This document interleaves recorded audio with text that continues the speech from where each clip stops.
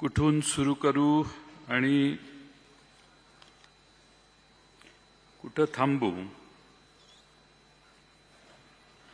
एवढ्या अनंत आठवणी तुम्हा आम्हा सर्वांच्या मनात आहेत. हिंदीमध्ये एक गाणं आहे सुप्रसिद्ध, दुश्मन ना करे दोस्त ने वो काम किया है, उम्र भर का गम हमें इनाम दिया है. गेले जवळपास 38 वर्ष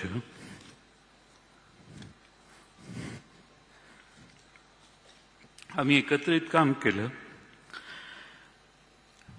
क्लासमेट म्हटलं की 10-12 वर्षाची साथ असते, पण मला आठवते 1991 पासून आम्ही विधानसभेच्या एका वर्गात जवळपास शेजारी शेजारी बसायचो. 1914 पासून तर शेजारी बसण्याचे प्रसंग अनेक आले. अनेक पैलू दादांचे आम्ही सगळ्यांनी जवळून पाहिले. माझ्याकडे तर प्रचंड आठवणी आहेत. खुल्या मनाचा, दिलदार मनाचा आणि विरोध करायचा असेल तर ठामपणाने करणारा नेता म्हणून आम्ही अजितदादांना अनुभवलं. राजकारणामध्ये गोड बोलावं लागतं, सर्वांना सांभाळून घ्यावं लागतं,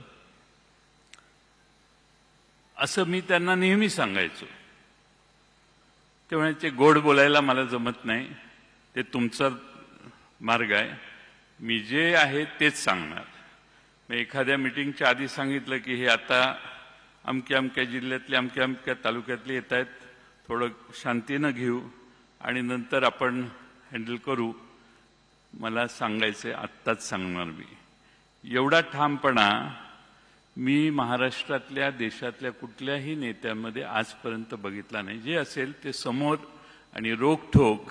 आणि म्हणून अजितदादांना दादांच्या बद्दल एक घोषणा असायची, मी मगाशी सांगितलं, एकच वादा अजितदादा. आणि ते खरंच होतं की महाराष्ट्रातल्या सगळीकडे आम्ही जिथं जिथं त्यांच्यावर गेलो, जनतेला ही खात्री असायची आणि म्हणून जनताच घोषणा द्यायची, एकच वादा अजितदादा. अनेक आठवणी त्यांच्या मी आपणाला सांगू शकेन, अनेक मान्यवर बोलणार आहेत, पण माझ्यासारख्या कार्यकर्त्याला वाटतं की अजितदादांचं एक स्वप्न होतं, महाराष्ट्र घडवण्याचं होतं, महाराष्ट्रातलं राजकारण घडवण्याचं होतं आणि त्यासाठी हळूहळू पुन्हा मैदान तयार करावं, हळूहळू संघटना आणखीन जोरदारपणाने वाढवावी आणि एकसंघपणाने या मैदानात अधिक ताकदीनं काम करावं, हे दादांचं स्वप्न होतं. आणि हे स्वप्न पाहत असतानाच नियतीने मोठा घात केला. मी दादांना फार जवळून पाहिलं अलीकडच्या काळात. प्रचंड महत्वाकांक्षी आणि कुठल्याही आव्हानाला तोंड देण्याची मानसिकता असणारे दादा मी फार जवळून बघितले. आणि म्हणून आज मला म्हणावं लागतंय की प्रचंड मोठ्या महत्वाकांक्षेची राख रांगोळी त्या अपघाताने झाली. आज अजित पर्वाचा अस्त झाला असं म्हटलं तर वावगं ठरणार नाही. खरं म्हणजे वाऱ्यासारखा महाराष्ट्रभर फिरणारा दादा एका क्षणात शांत कसा झाला हे आजही महाराष्ट्राला कोडं आहे. अजितदादांना टापटीप आवडायची, पण व्यक्तिगत संबंध अजितदादा फार सुरेख सांभाळायचे. अनेक असे प्रसंग आहेत की ज्या प्रसंगातून मी पक्षाचा अध्यक्ष होतो, त्यावेळी असे अनेक प्रसंग आहेत की एखाद्या मतदारसंघातल्या एखादी गोष्ट करायची असेल तरी दादांचा फोन यायचा, आपल्याला हेच केलं पाहिजे, हे स्पष्ट मतभेद झाले तरी मला हेच वाटतं असं सांगून फोन ठेवायचे. त्यामुळे स्वतःचं मत मांडायला दादा कधी कसरले नाही. आम्ही एका पक्षात फार वर्ष काम केलं. काँग्रेस पक्षातून राष्ट्रवादी पक्षाची स्थापना झाली. आदरणीय शरद पवार साहेबांच्या नेतृत्वाखाली पवार साहेबांचे त्यांच्यावर प्रचंड मोठे संस्कार होते आणि मी फार जवळून बघितलं अलीकडच्या काळात की पवार साहेबांच्यावर त्यांचं प्रचंड प्रेम होतं. आज खरं म्हणजे पवार साहेबांचा, मी तर म्हणेन आजही पवार साहेबांचा हुकमी एक्का अजित पवारच होते. एवढा अजित पवारांच्यावर शरद पवारांचा त्यांच्या कर्तबगारीवर फार मोठा विश्वास होता. आज खरं म्हणजे आपण सगळे दादांना एकत्रित निरोप देण्यासाठी इथं आलोय किंवा श्रद्धांजली वाहण्यासाठी येतोय. मी नेहमी त्यांना म्हणायचो, आबा गेल्यानंतर, दादा मी लहान आहे, आबा जाण्याच्या आधी, आबा मोठे आहेत, तुम्ही मध्ये आहात, माझा नंबर फार मागचा आहे, मला बराच टाइम आहे कुठल्याही करिअरसाठीच्या.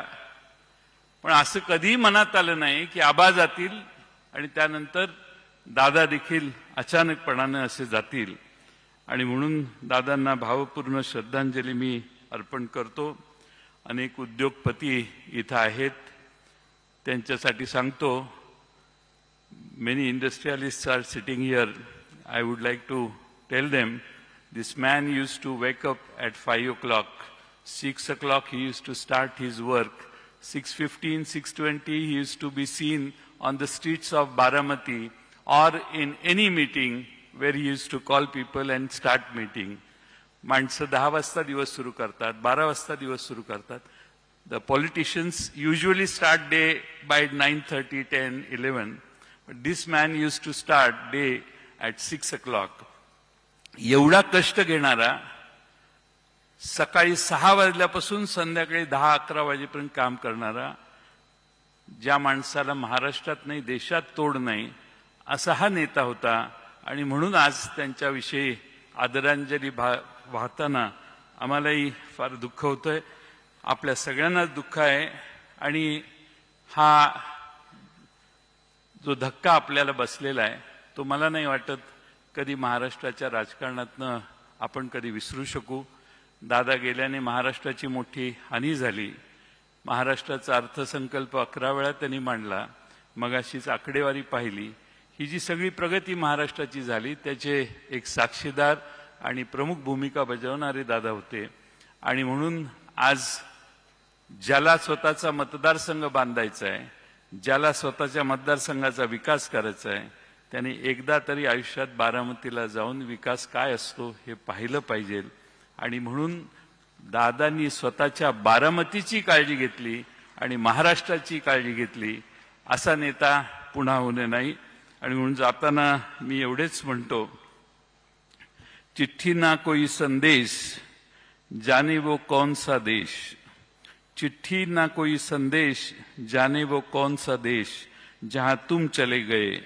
एक आह भरी होगी, एक आह भरी होगी, हमने ना सुनी होगी, जाते जाते तुमने आवाज तो दी होती. धन्यवाद.